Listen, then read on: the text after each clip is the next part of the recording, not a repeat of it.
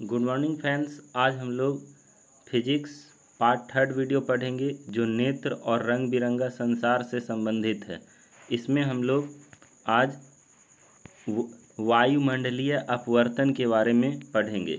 वायुमंडलीय अपवर्तन क्या होता है? तो देखिए, वायुमंडलीय अपवर्तन के बारे में जब हम लोग सीखेंगे तो उसमें क्या है कि सपोज कीजिए कि ये वाला जो भाग है आपका पृथ्वी है, ये पृथ्वी है। पृथ्वी के नज़दीक यहाँ पर का जो एरिया है, ये भाग में जो भारी गैस होते हैं, यहाँ कैसी गैस होगी? भारी गैस होगी। और इसके ठीक बाहर वाले एरिया में, ये वाला जो एरिया है, इसमें यहाँ का जो एरिया है इसमें हल्की गैस होती है। कैसी गैस होगी? हल्की। तो इसके पहले मैं प्रकाश के अपवर्तन में पढ़ा चुकी हूँ कि जो हल्की चीज़, सघन माध्यम और विरल माध्यम के बारे में। तो जहाँ गैस भारी होगा वहाँ पर सघन माध्यम क्रिएट होगा, और जहाँ वायु कम होगी वहाँ पर विरल माध्यम क्रिएट होगा। तो इसी को अब हम लोग एक बार फिर से प्रकाश के अपवर्तन के बारे में चर्चा करते हैं, फिर हम लोग चलेंगे आगे। देखिए, ये क्या है? गिलास में पानी रखा हुआ है, ये गिलास में पानी है, और ये क्या है? यहाँ वायु है। पेंसिल क्या हो रहा है? वायु से पानी में जा रही है। जब पेंसिल वायु से पानी में जाती है तो वायु जो कि विरल माध्यम है, पानी जो सघन माध्यम है, विरल माध्यम से सघन माध्यम में जाने पर ये जो पेंसिल है इसको हम लोग अभिलंब कहते हैं। अभिलंब की ओर पेंसिल मुड़ रही है। अभिलंब की ओर पेंसिल क्या हो रहा है? मुड़ रहा है। यानी कि विरल से सघन में जाने पे अभिलंब की ओर प्रकाश मुड़ती है। यदि कोई वस्तु रखी हुई है तो वस्तु मुड़ेगी। उसी प्रकार से वायुमंडल में भी होता है। ये जो पृथ्वी है, ये जो पृथ्वी वाला हिस्सा है, ये वाला भाग, यहाँ पे एक व्यक्ति खड़े हैं और इसके चारों ओर ये है वायुमंडल। पृथ्वी के नज़दीक जो होगा वो भारी गैस होगा, और पृथ्वी से दूर जो होगा वो हल्की गैस होगी। जहाँ हल्की गैस होगी वहाँ विरल माध्यम, जहाँ भारी गैस होगी वहाँ सघन माध्यम। जब ये सूर्य या किसी भी तारे का प्रकाश हल्की माध्यम से होते हुए भारी माध्यम में आती है, यानी कि विरल माध्यम से होकर सघन माध्यम में आती है, तो वो क्या होता है कि अभिलंब की ओर मुड़ जाती है। यानी वो इस डायरेक्शन में चेंज हो जाती है। उसका जो डायरेक्शन हो जाएगा वो किस डायरेक्शन में? इस प्रकार से चेंज हो जाएगी। और वायु आप सब जैसा जानते हैं कि स्थिर रहने वाला चीज़ नहीं है, ये हमेशा परिवर्तित होते रहती है। कभी गर्म माध्यम होगा तो यहाँ विरल बन जाएगा, कभी सघन माध्यम होगा तो देखिए, जिस प्रकार से हम लोग इस पृथ्वी के सतह से ऊपर जा रहे हैं उस प्रकार से वायु हल्की होते जा रही है, और जैसे जैसे हल्की होगी वैसे वैसे विरल माध्यम जनरेट होते जाएगा। अब क्या होगा कि ये तारा है, ये तारा है, इससे प्रकाश आएगा। जब ये प्रकाश आएगा तो अंतरिक्ष में तो सब समान होते हैं। जैसे पृथ्वी के वायुमंडल में प्रवेश करेगी, पहले यहाँ आया, फिर यहाँ से देख रहे होंगे यहाँ अलग माध्यम है तो ये ऐसे झुकेगा, फिर यहाँ अलग माध्यम है तो फिर ऐसे झुकेगा, फिर ये अलग माध्यम है तो इस प्रकार से झुका। झुकते झुकते झुकते इसको जाना चाहिए था ऐसे, किंतु ये चल कहाँ रहा है? यहाँ से पहुँच गया है यहाँ पे। तो वायुमंडल से ये अपवर्तन हो रहा है। जब हम लोग विरल से सघन में पढ़े थे प्रकाश का जाना, तो वो प्रकाश का अपवर्तन था, और वही अपवर्तन की घटना जब वायुमंडल में होती है तो हम उसे वायुमंडल का अपवर्तन कहते हैं। तो ये हो गया वायुमंडलीय अपवर्तन। इस घटना के कारण 2-3 घटना है जिसके बारे में एग्जाम में पूछा जाता है। जैसे तारे क्यों टिमटिमाते हैं? देखिए, यहाँ पे तारा दिख रहा है, ये तारा, ये पूछा जाएगा ये क्यों टिमटिमाते हैं। सूर्य का ये आकाश का रंग नीला क्यों होता है? सूर्योदय और सूर्यास्त के समय सूर्य लाल क्यों दिखाई पड़ती है, ये सभी के बारे में हम लोग पढ़ेंगे। तो अगला वीडियो ये चलते हैं अगले स्लाइड की ओर। पहला क्वेश्चन है, आकाश में तारे क्यों टिमटिमाते हैं। तो देखिए, हमने जैसा जाना कि वायुमंडल कई लेयर में बटा हुआ होता है, कुछ गर्म है, नीचे वाला जो लेयर होता है वो सबसे ज़्यादा गर्म होता है, और जैसे जैसे हम लोग वायुमंडल से ऊपर जाते जाते हैं वो क्या होता है, ठंडा होते जा रहा है। और वायुमंडल के बाद जो है वो प्रकाश वो सामान्य होता है लगभग। तो देखिए, सबसे पहले प्रकाश क्या होगा, सूर्य से यहाँ आया, यहाँ से आने के बाद ये जितना भी आप रेखा देख रहे हैं ये एक ही साथ नहीं होता है, ये मतलब सभी वर्ण का तरंगदैर्घ्य अलग अलग है, तो सभी रंग इस प्रकार से भले बटेंगे। और यदि किरण भी होता तो वो कभी इस ओर कभी उस ओर कभी इधर उधर बट करके आँख पर पड़ता है। तो जब ये तारे का प्रकाश डायरेक्ट आँख पे पड़ेगी तो हमें तारा स्पष्ट दिखाई पड़ेगा, किंतु जब तारे का प्रकाश इधर उधर पड़ेगा तो तारा नहीं दिखाई पड़ती है। तो इससे आप सोचिए कि जब आँख पे प्रकाश तारा का पड़ेगा तो तारा दिखाई पड़ा, और आँख पे प्रकाश जब तारा का नहीं पड़ा तो तारा दिखाई नहीं पड़ता है। इस घटना को ही हम लोग तारों का टिमटिमाना कहते हैं। कुछ समय के लिए तारे दिखते हैं और कुछ समय के लिए तारा नहीं दिखता है। इसी से हम लोग इसी को बोला जाता है तारों का टिमटिमाना। इसको एक और पिक के माध्यम से समझेंगे। देखो, ये क्या है, तारा है, स्टार है, ये क्या है अपना स्टार है, एक ही स्टार है, किंतु इसे अलग अलग भाग में किस प्रकार से ये बटेगा ये देखना है। ये तारा क्या होगा कि तारा से जब प्रकाश आएगा आउटर लेयर से इनर लेयर में, मतलब बाह्य मंडल से वायुमंडल में, वायुमंडल के बाहर से जब वायुमंडल के अंदर प्रवेश करती है तो वो विरल माध्यम से सघन माध्यम की ओर आती है। और इसका नियम है कि प्रकाश यदि ऐसे आ रही है तो यहाँ आया और फिर ये अभिलंब की ओर क्या होता है, झुक जाता है। किंतु यहाँ इतना सारा माध्यम बटा हुआ है कि ये प्रकाश जो है टेढ़ी मेढ़ी होकर के नेत्र पे पड़ती है। जब प्रकाश टेढ़ी मेढ़ी होकर नेत्र पे पड़ती है तो कभी ये नेत्र पे आ पाता है और कभी ये नेत्र से इधर उधर जाती है, जिस कारण से ये कभी तारा, इसी का उल्टा अगर हम लोग कहें तो देखिए, ये प्रकाश यहाँ से गया तो कभी ये इधर घूम जाती है, कभी ये इधर घूम जाती है, कभी इधर घूम जाती है, तो कभी तारा दिखाई पड़ता है और कभी तारा दिखाई नहीं पड़ता है। इसी घटना को हम लोग बोलते हैं तारों का टिमटिमाना। चलते हम लोग अगले क्वेश्चन की ओर। प्रिज्म, प्रिज्म किसे कहते हैं। तो प्रिज्म 5 सतह से मिलके बना हुआ एक बंद आकृति है।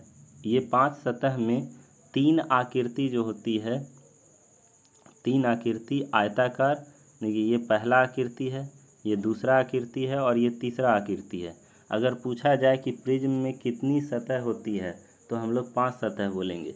अगर पूछा जाए कितनी आयताकार सतह होती है तो हम लोग 3 सतह बोलेंगे। 3 सतह आयताकार, 3 सतह होती है आयताकार और 2 सतह होती है त्रिभुजाकार, 1 और ये 2। आयताकार हो गया 1 2 3, 3 सतह आयताकार और 2 सतह त्रिभुजाकार, यानी कुल मिलाकर 5 सतह होती है। इसी को मोड़ करके इस प्रकार से बन जाने पे ये किसका रूप लेती है, प्रिज्म से। पूछा जाए प्रिज्म किसे कहते हैं तो बोलेंगे प्रिज्म 5 सतह से घिर के बना एक आकृति है जिसमें 3 आयताकार सतह और 2 त्रिभुजाकार सतह होते हैं। एग्जाम में प्रकाश का वर्ण विक्षेपण, ये क्वेश्चन वीवीआई है। ये लगभग हर साल, एक साल बीच करके या प्रत्येक साल ये क्वेश्चन पूछे जाते हैं। तो हम लोग चलेंगे प्रिज्म से प्रकाश के वर्ण विक्षेपण की ओर। इसे हम लोग हिंदी और अंग्रेजी दोनों तरीक़ों से सीखेंगे। ये प्रकाश का वर्ण विक्षेपण है जो हर साल एग्ज़ाम में पूछी जाती है।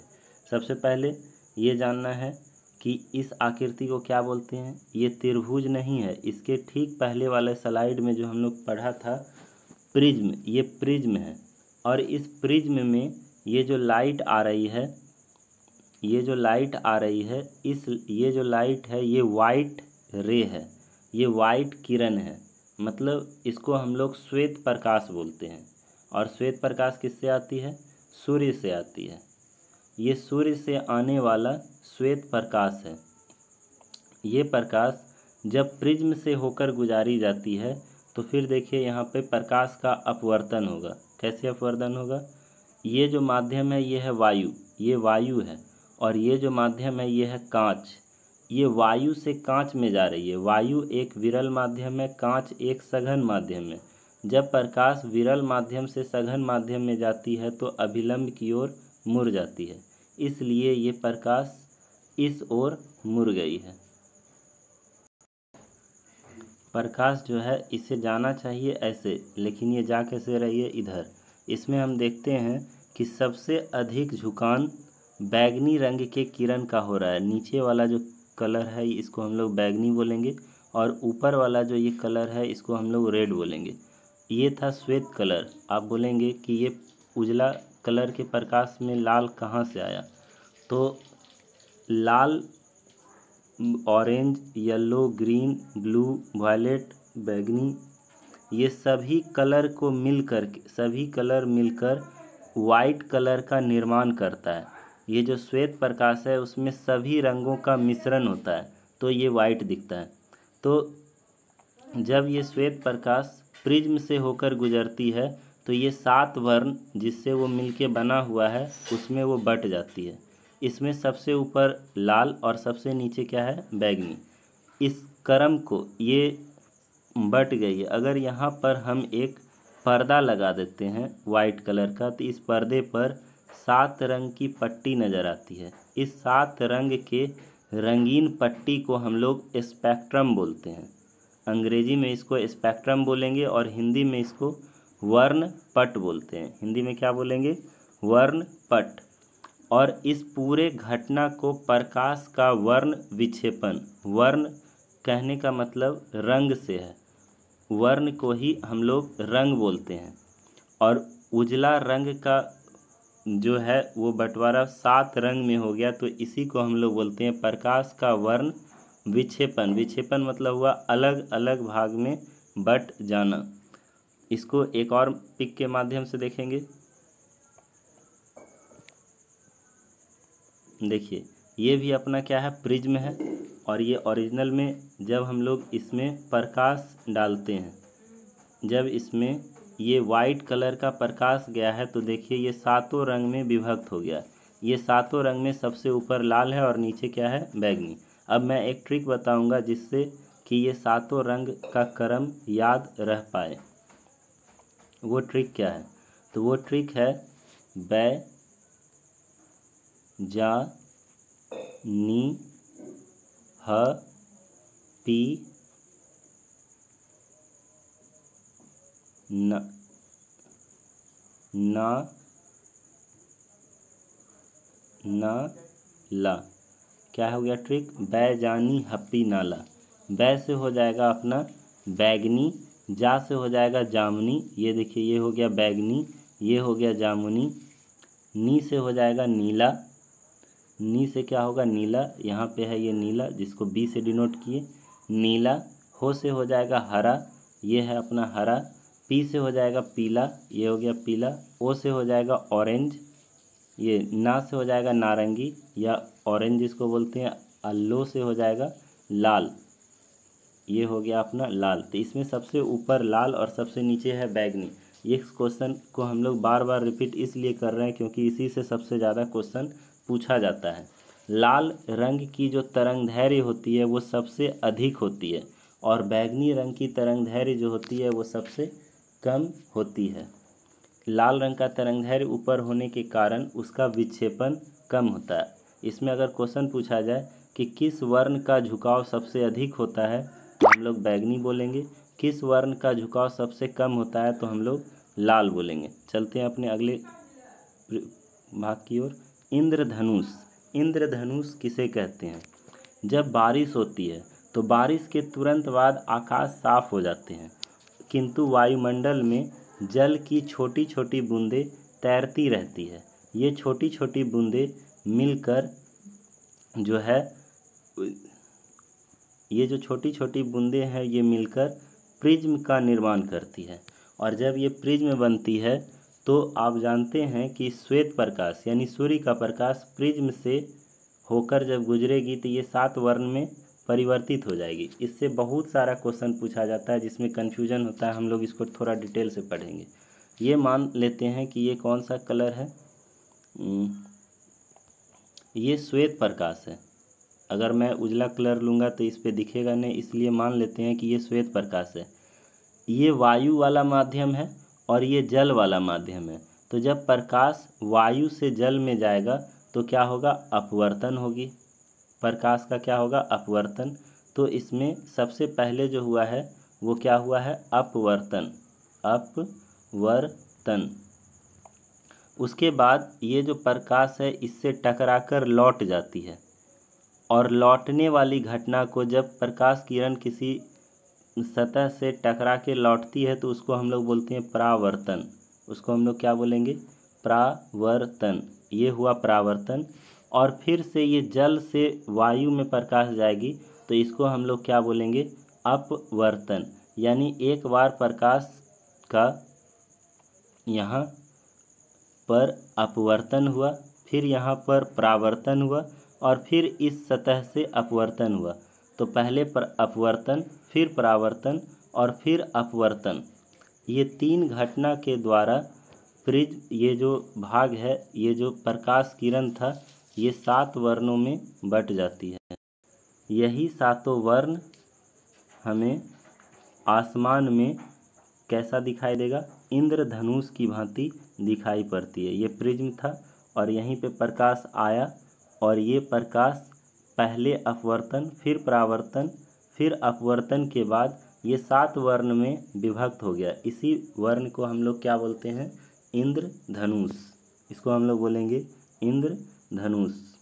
इंद्रधनुष में भी प्रकाश का वही क्रम होता है जो वर्ण विक्षेपण में था।